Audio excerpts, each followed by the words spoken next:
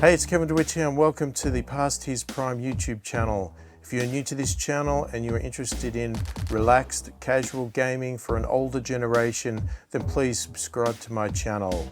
Like the video and click the notification bell to be notified of all my future videos.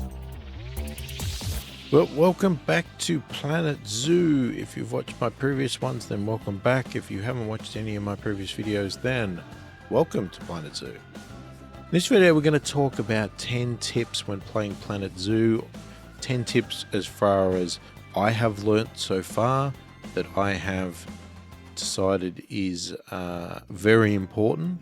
And there's many more tips. And in the future, these tips may actually change for me. But right at this moment, these are my 10 tips. So let's get into it and check the 10 out. Alright, so first let me say these tips are in no particular order. I have preferences of some over others that are based in importance, but I'm not really calling out a preference order. I'm just going to run through the 10 because I think they're all pretty important. Now, so let's start off with one here. Do career mode.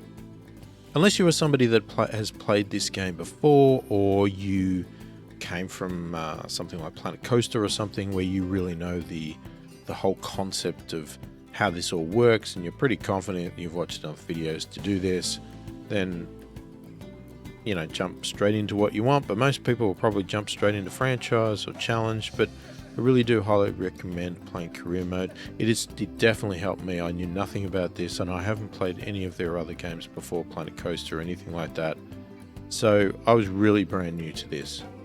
I'd seen some videos, but the learning things that come out of at least the first 2 to 3 of these career modes, I gained pretty much 90% of what I needed to know to be able to run a zoo. There's still a lot more for me to learn, and it may be a matter of me coming back to work on some of these careers again and continuing on to learn more things. But at about 4, you get left alone anyway, and it's not so much of an instructional thing, it's more about actually trying to manage it. But definitely do the first 3, I'm pretty sure were a lot of teaching there. They'll teach you all the basics and get you up and running, teach you all the little steps you need to know about, power and water and hiring staff and building certain features. So definitely check them out because some of them are pretty quick, so they won't take you too long to do some of them. When you get further down, they do take a lot longer, and that's why I sort of stopped there and decided to move on, because by that stage I really wanted to just build my own zoo and not be locked into their format and their goals. I guess I wanted to just build a zoo and just manage it and build it for my own sake. So we just open one up here. This is the very first one. You can see that now if I zoom out, now this looks like I've built something really complicated, but I actually haven't. This is what I'm saying. This is a pre-built zoo, and most of the ones that are in the career mode are pre-built zoos that you will get to unlock. So once you unlock them in career mode, you get access to these zoos and you can take them and run them as your own if you so wish. But until you unlock it, you can't get access to them. But again, it's a teaching guide, and you can see some of the tasks that you've got to do to get your bronze. They teach you how to explore the zoo, so they guide you through finding certain exhibits and habitats. They teach you how to adopt new warthogs and how to trade them and place them in pens, and then, move on to building a keeper hut and adopting some more animals and various things like that. So it's very good to do this, I think, anyway, and I definitely recommend it to anybody that's new. My second tip is the pause button. You are going to want to use the pause button constantly. Time in this game flies by very fast. And when you're sitting there building environments, even though you think, oh, I'll just whip up a new environment, 30 minutes to an hour later, you are still playing with that environment because, you know, there's so much customization, there's so much little, you know, features and things you can do with it that you can really spend a lot of time just doing one little enclosure. And by that time, while you're concentrating on building this, if you've got your zoo playing at the speed that time goes in here, everything just becomes out of control. Animals are, you know, getting neglected, things are going wrong, people are complaining, and your zoo's going to suffer.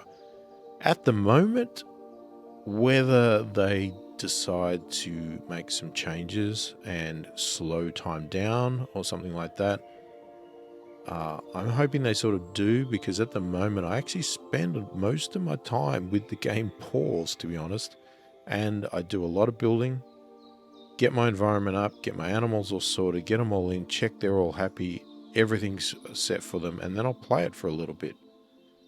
And we'll let some money come in, we'll check things are running right, and, you know, let it play for a little bit of time, and then I'll pause again and go and do something new, like build a new habitat or what my next thing I want to do is. And I do all that while it's paused, because as I said, while it's playing, things just get out of control. And if you want to manage everything else, you then lose focus on what you're actually building, and you end up building something really horrible. So definitely learn the pause button. I mean, I'll show you here, you know, whether it played.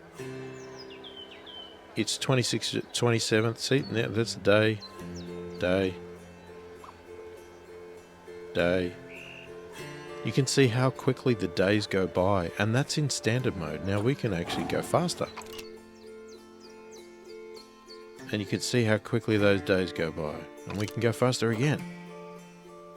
And I've actually seen people on YouTube which they've accidentally forgot that they had it in fast mode. And he was talking during his videos, and he was actually doing something and building something.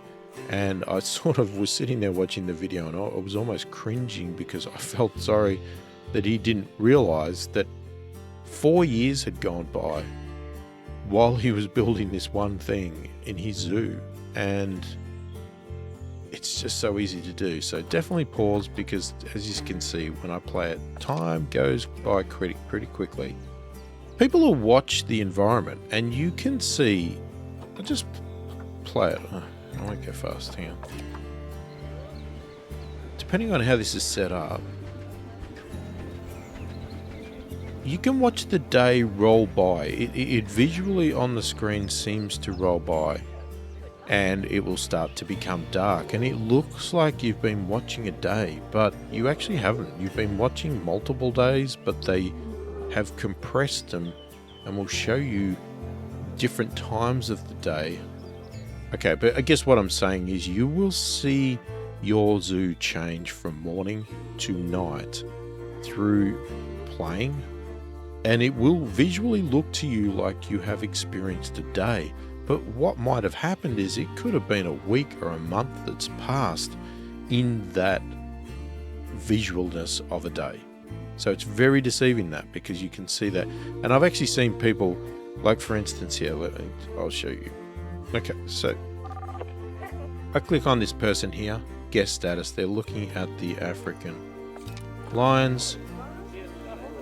Okay, this person's here. I'm still watching this person. I can click this person. They're still here.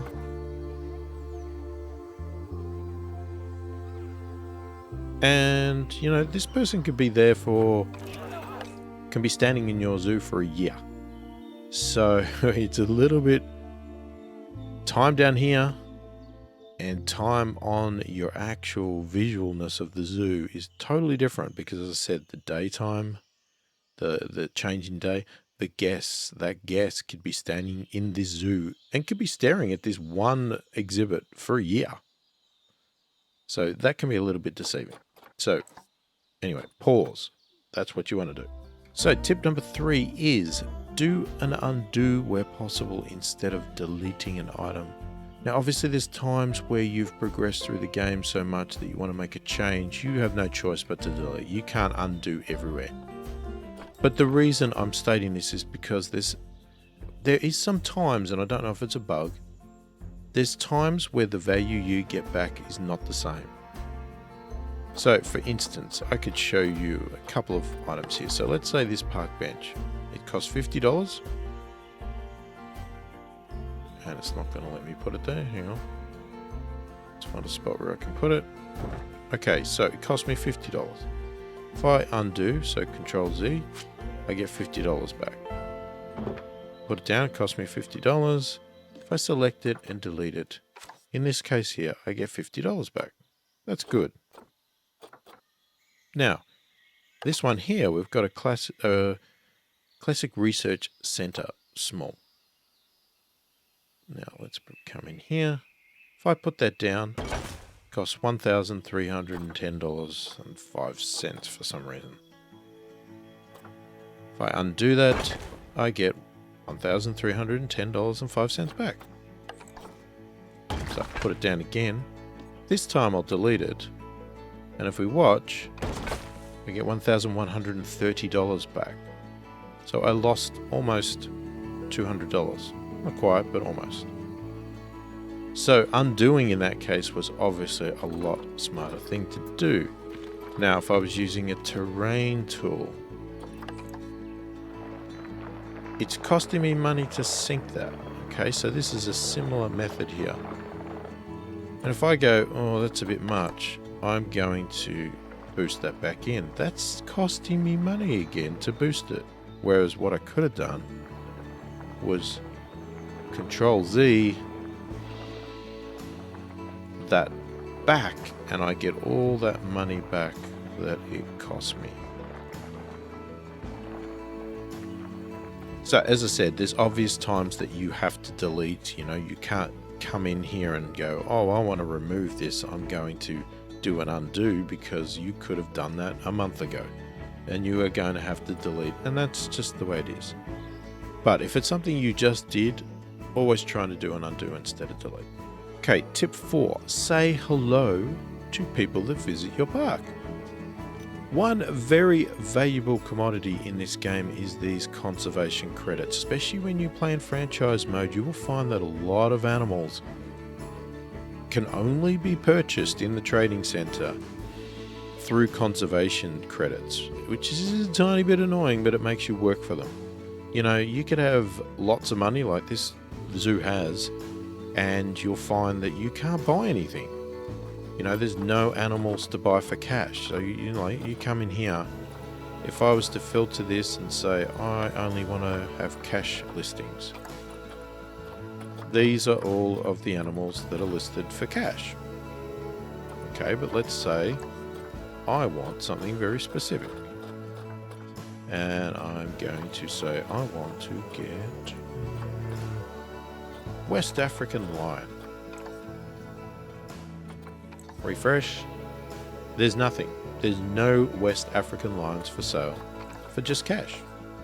Now if I clear that, suddenly here's a West African lion for sale, only with conservation dollars.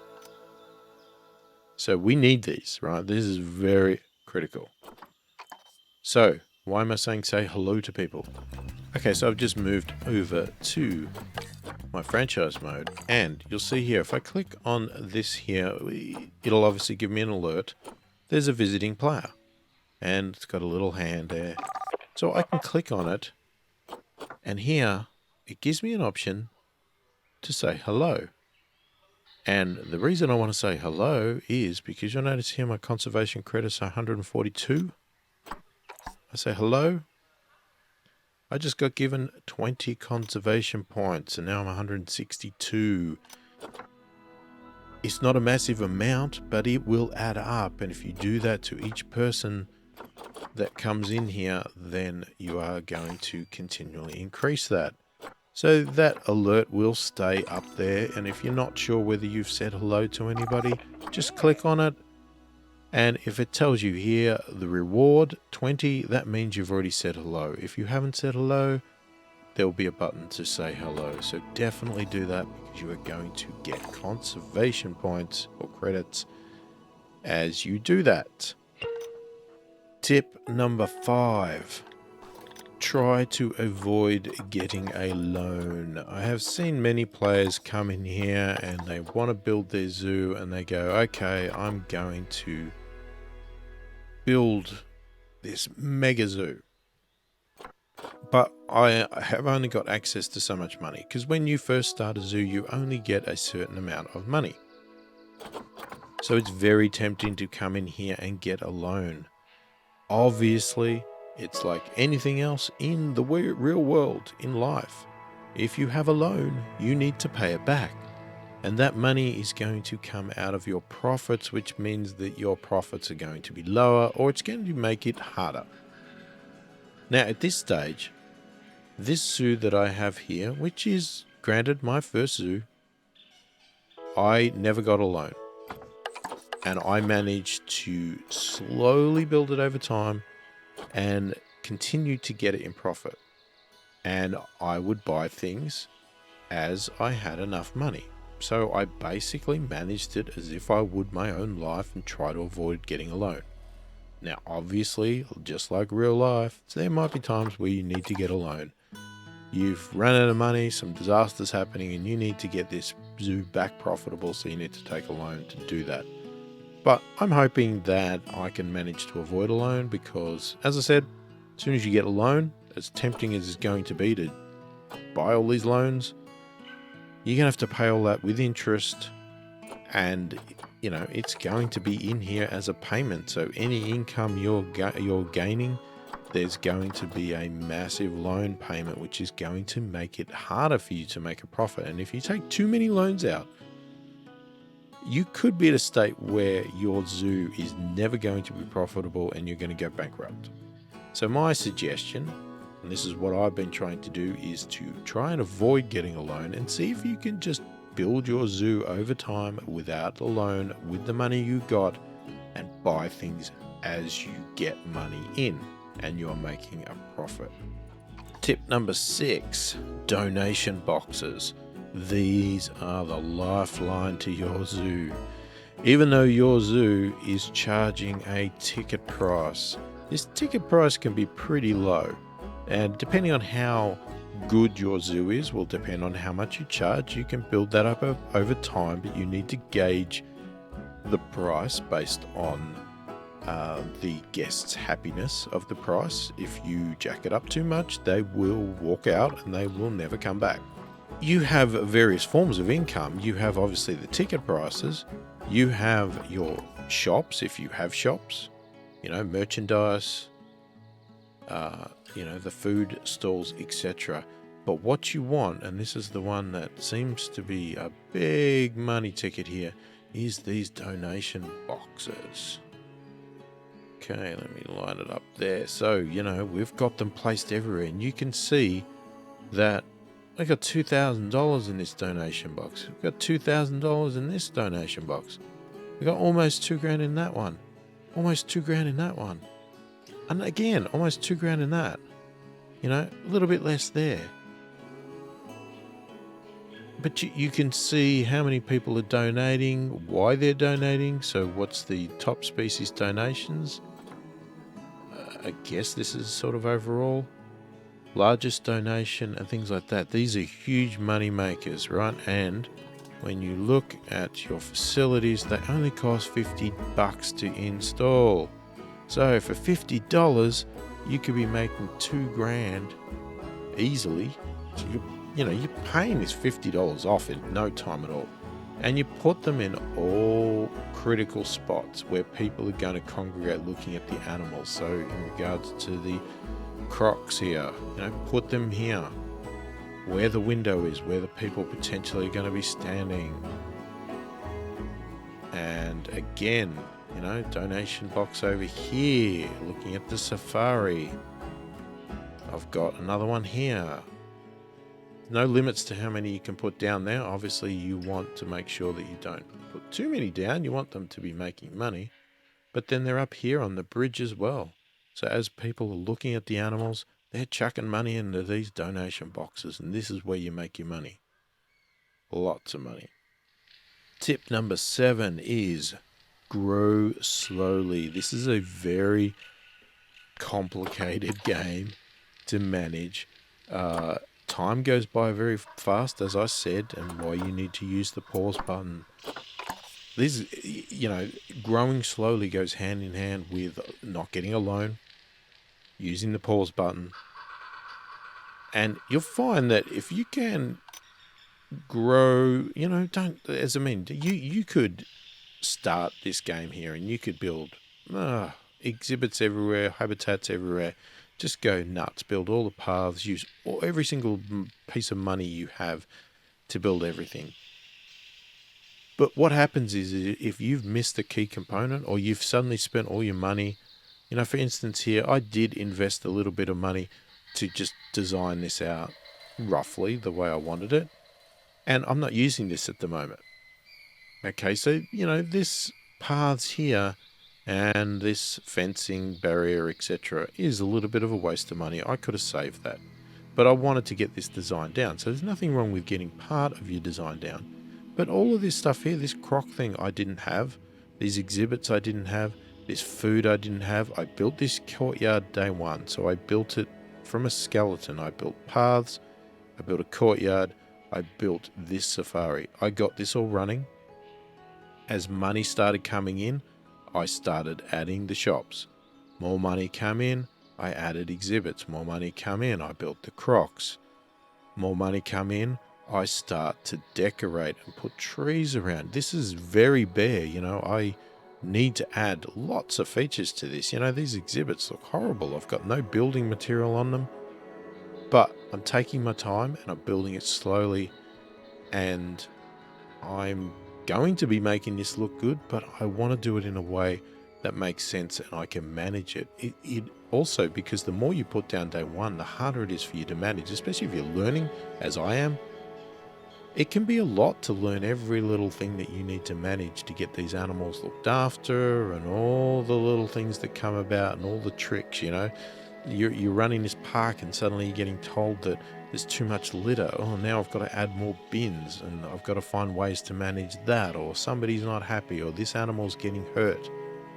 So if you build it up slowly, unless you're an experienced player, I'm talking to new players here, if you build it slowly, a little bit at a time, make sure that you always got a profit and you're bringing in money, then you'll get to the point where your zoo over time will grow and you'll know your zoo so intimately that you'll be managing it really easily, and you can make it really look fantastic. I mean, if you look at some of the zoos online that people have, they are amazing. I don't know whether I'll ever get to that level to make what they do, but the potential is there, but just do it slowly. Tip 8 is to breed and trade animals, right? You need to be making money, and not just money, but you need to be making conservation credits. It's very limited to how you can get conservation credits, and the reason I've already hinted at before. If you want conservation, you want to get some good animals and good quality ones, then you are probably going to have to buy them with conservation credits. And because they're so hard to come by, you need to be doing everything you can to get those conservation credits. And one of the ways to get conservation credits, as you can see from these options here, is releasing animals into the wild. Or it says selling animals in the marketplace. I haven't quite worked out how you sell for conservation points yet. I need to work that out. So whenever I buy an animal for an exhibit, I always buy, at a minimum, I buy two. I buy a male and a female, and I make sure that they have a possible fertility rating. So what I mean by that is, if I go to animal trading, and for instance, I look here at this male, you'll see a fertility gene, 100%. But you'll see ones here that are very bad. It doesn't mean they won't breed, but it just means it's going to be harder for them to breed. So if you get a male and female with got good fertility, they're going to breed. Now, the fact of the matter is that your exhibit here may only be big enough for 2 crocs. and they may only want to live in an environment with 2 crocs, you know, because each one has welfare here. You'll see here, adult population, 2 is at the top limit. They don't want any more crocs in here. But as they have babies, you can then get to the point where, okay, I've got a new baby. You might decide I'm going to sell my older croc, or you might want to sell the young one. There's certain limitations to what you can do with them, whether you can release them to the wild. So for instance here, I could not release this one to the wild because it's a juvenile. Okay, releasing to the wild requires it to be older, but it also requires it not to be too old. Now I think this one is probably too old. So you can see here, this warthog, I have the option to either send it to the trade center or release the animal to the wild. Now, if I was to send it to the trade center, then I could come into animal trading, look at my animal storage, and I get options to sell. Right? So, instance, this one here, I could do a quick trade and sell it for $147. This one here, which is a bit more popular, I could trade it for 25 conservation credits, or I could release it to the wild and get 24 conservation credits. Or I could also sell it for cash if I needed cash. So, if you are breeding animals, they cost you nothing. Okay, the animals just get born. So, definitely do that, and then you can grow them to get to maturity, and then, you know, because these are all babies at the moment, they're not grown. But as soon as they grow, for instance, as I said, this warthog, if the warthogs had a baby and I waited till it grew to age, then I could release it to the wild. Or what I could do is keep the baby. If they have a male baby, I keep the male baby.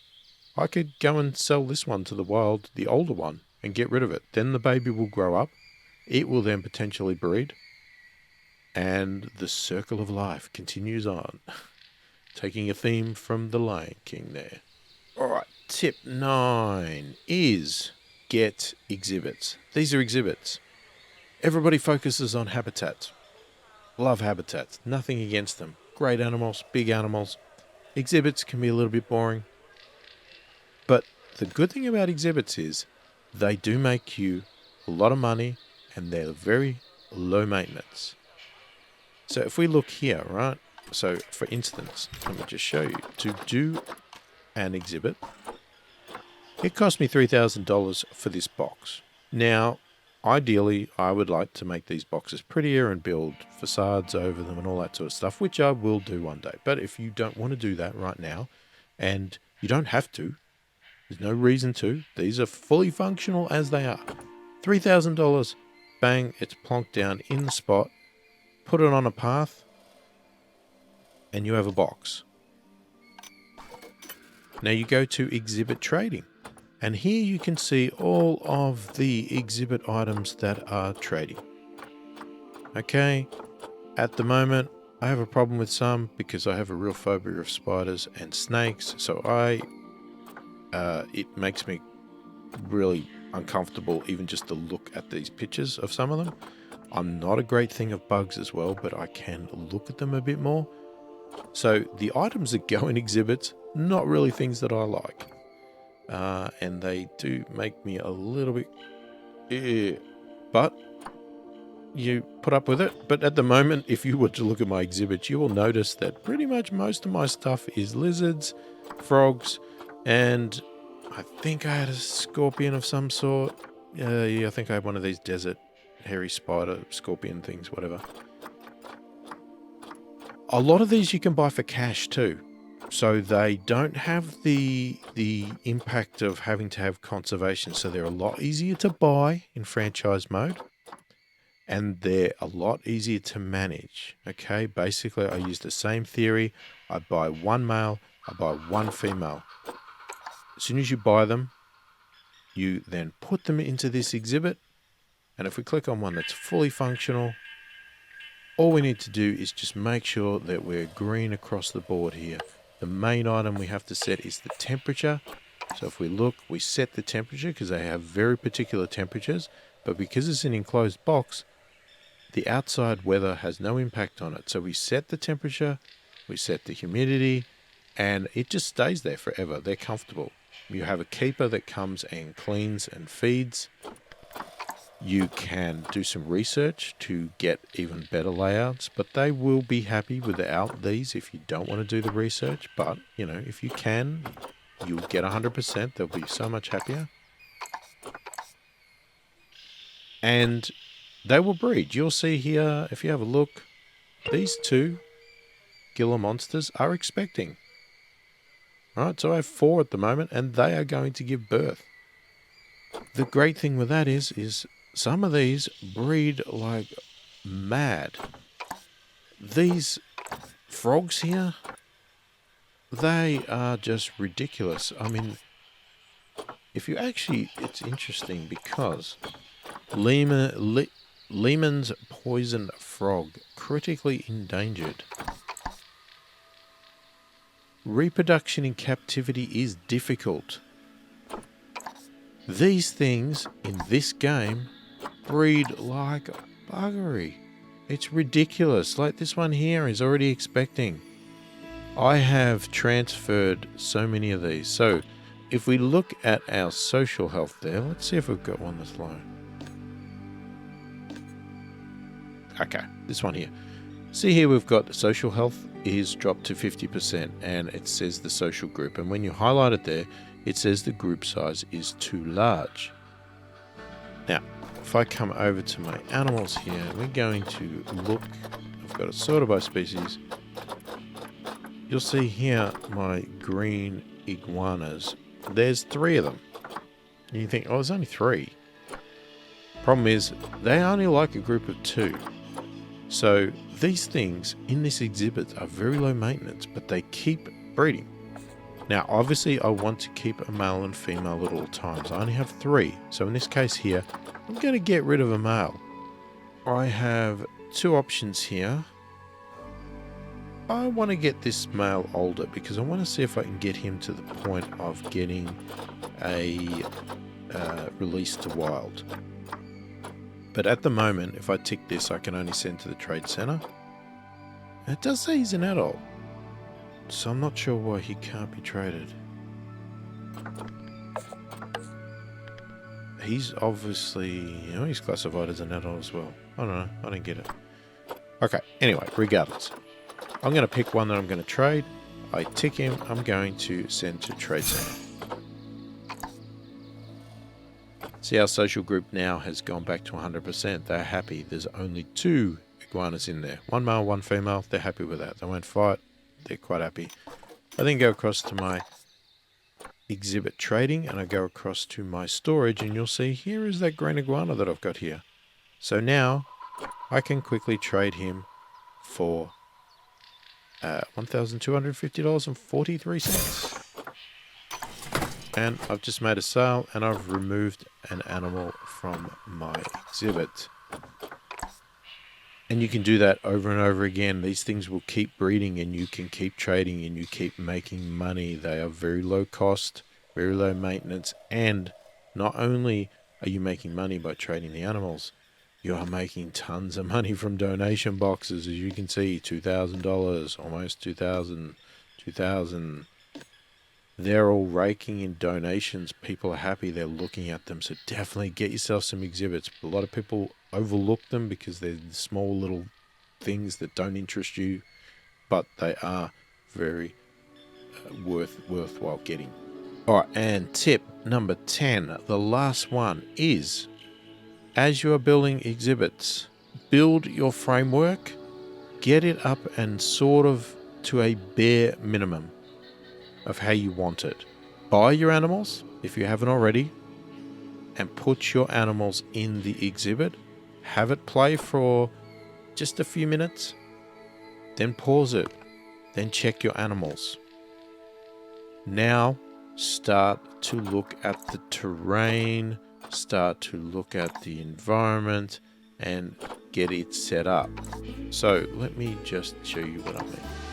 Alright, so as a really bad example, or a really good example, whatever you like, I've got a zoo here that is in career mode.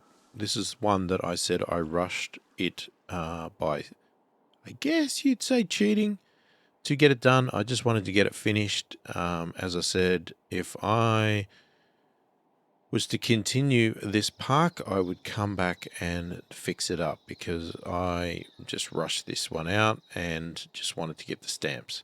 Because you can tell that by the fact that I created all these horrible looking exhibits just to throw animals in. But for the point of this exercise here, my suggestion is have an idea of what your animal is, right? So you know what animal you're going to get. Maybe you already bought it and leave it in the trading center. Don't bring it out, just leave it in there. It won't age while it's in there.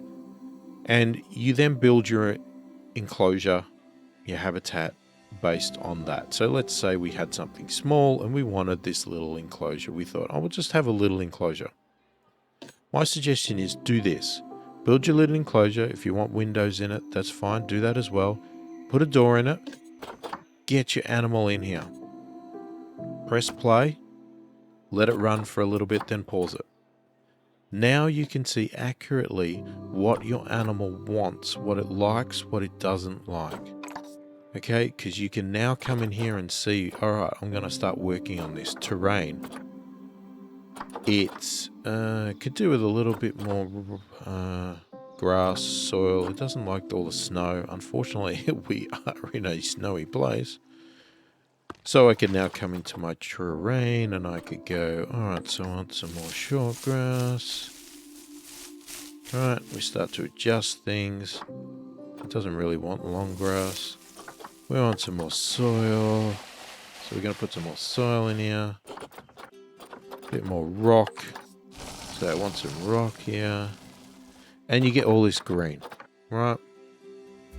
Obviously, it's not happy about the size of this pen, this animal, but excluding, let's hope we built it to the right size. But if we didn't, we can adjust it. We could edit the barrier and go, okay, he wants a bigger pen. Let's give him a bigger pen. Oh, there's a path there. I didn't know there was a path there. Makes it hard. Let's try and make it bigger. Alright, we just want to see if we can get him to be happier. I can't do it. There's people there. It's hard to tell where the paths are at the moment because of the snow. But I can try and bring certain things out. That's not what I wanted. Let's put that there. Let's bring that out. Let's add another one there. Let's bring that out to... Oh, it's a horrible design this, but you get the point. Alright, I am trying to make it a little bit bigger. So, now I can escape out of that. I can click on him and I can have a look, and it's still not big enough, unfortunately. He's the wrong animal for this. Let's assume he was. He wants a hard shelter now. So now I could build him a hard shelter. Whether I build it out of the ground, which I could do if I wanted to. No, it's been disabled. Okay, can't do that. Some of the features in career mode have been disabled, so you can only do certain things. So let's say we want a hard shelter, and we're going to plonk down a totally inappropriate hard shelter. Bang, there. Now sometimes it doesn't update instantly, so we could press play for a minute. And now suddenly his hard shelter he's happy with. So he's happy with the hard shelter. Still not happy with the size. And again, You can check your plant coverage. Is he happy with the plant coverage? Do I need to add plants? The reason I'm recommending you do this way is because I've seen other people where they go crazy with their habitat. So, you know, they come in here, say for instance, one of these, let's just pretend this one here doesn't have an animal in it. And they go, okay, I'm going to put, I want to build a hard shelter. And I'm going to add that plant, that plant, that plant, that plant. Add one of these, one of these, one of these. I'm going to chuck in some cactuses. I want to chuck in some big palms. Maybe a giant tree. And they design their habitat and they go, alright, this is great. And then they go and chuck their animal in. And then you click on your animal and your animal says, I don't like any of that. It's horrible. The plants. I don't like cactuses. They don't match me. I don't like those. So now I have to go in and delete all of these items that I did because that animal is not happy with it. So, but the way I suggest where you put the animal in first, then you have a guide to what it wants. And you will see, if I remove all of these plants, maybe I'll undo, just to clean it out quickly. So I just do an undo, I'll get rid of all the plants. And the hard shelter. Didn't mean to go that far, but I did. So if I look over here and he said, oh, he wants some plants. I mean, in this case, he's not whinging about plants. He doesn't really care for them. But let's assume he wants one. Or he wants some. I put one in, instantly it comes up and says, not from the same continent as the animal. Doesn't like it. Undo. I get my money back. Pick another plant. He likes that one. Great. No alerts. I can put more of them down. He's happy about that. Oh, he likes the big ones as well. Okay, and now you can see an opposite things happen. He has no problem with the plant. But the coverage is too much now. So he doesn't like this many plants in his habitat. Undo. Okay, that's pretty much the limit we're going to go. He doesn't want many plants. We leave it at that. So you can save yourself a lot of time, a lot of money, a lot of effort by actually putting the animal in first in a bare bones, you know, not horrible like this. Have the exhibit sort of look the way you think you want it to be looked at, but just keep the inside pretty plain until you work out what the animal wants and then start to work on it, and you'll get there. You'll get them happy a lot quicker and potentially save yourself a lot of money. So there's many more tips to Planet Zoo, and I haven't learnt them all myself. That's probably, you know, to the level I'm at now, being a fairly new player myself. These are my 10 top tips for somebody that's first starting out. Alright, well hopefully that was enjoyable. Please remember, if you like what you see here, subscribe to the channel, click the like button, click the notification bell to be notified of all my future videos. Go and check out some of my other videos here that are linked on the side. And I thank you for watching, and I will catch you in the next one.